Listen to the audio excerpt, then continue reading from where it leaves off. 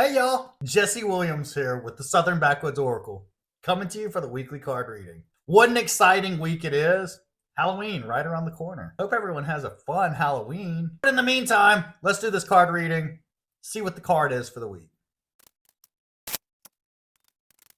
All right, so the card for this week, the energy that we should be leaning in towards is the lightning bugs, also known as the fireflies.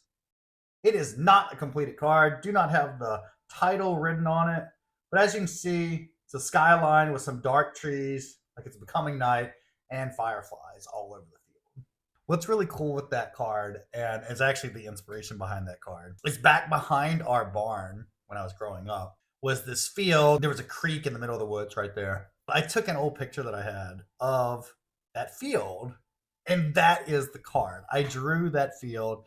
It's funny, even now when I held it up to show y'all, my first thought, my automatic thought was like, I know that place. It was a place near and dear to me in my childhood. I went through this phase where I was obsessed with fireflies, obsessed with lightning bugs. I would go out after dinner. I would go and try to watch them and see if I could figure out their patterns. As a kid, I was convinced I was going to learn the language of the fireflies. Even bring a flashlight with me and try to mimic the pattern of the fireflies. It was always so much fun. Really great memories. Nothing like a summer evening watching fireflies.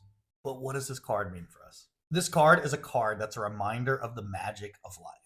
That even in the scientific world, fireflies are fairly magical things, right? It's also a card that's the fingerprints of the divine, fingerprints of higher power, which is really funny because I talked about that last week. It's also a card of light in the darkness. So I'm taking it that this week, the energy that we're supposed to be moving into is this energy of remembering the light in the darkness, remembering the magic of life, and being on the lookout for those little things that make us remember the magic of life. And it doesn't have to be as extravagant or amazing as watching fireflies out in a field. In fact, I'm not so convinced that you can't find the magic of life while sitting at a red light, while doing dishes, while folding laundry, while getting through another workday.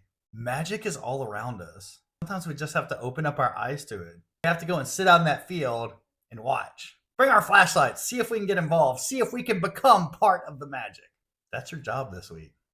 Become part of the magic. Feel the magic of life. Look for higher power, higher self everywhere, even in those mundane tasks. Hope this message serves you well, and I'll see you next week.